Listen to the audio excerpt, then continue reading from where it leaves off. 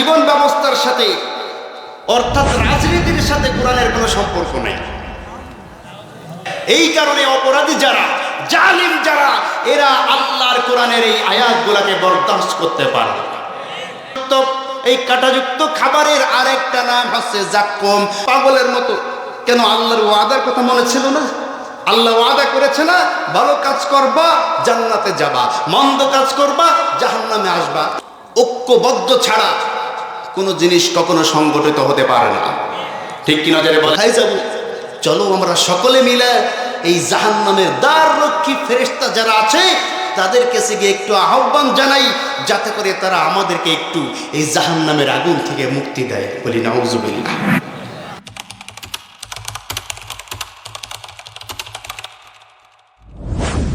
বারাকাতুহু।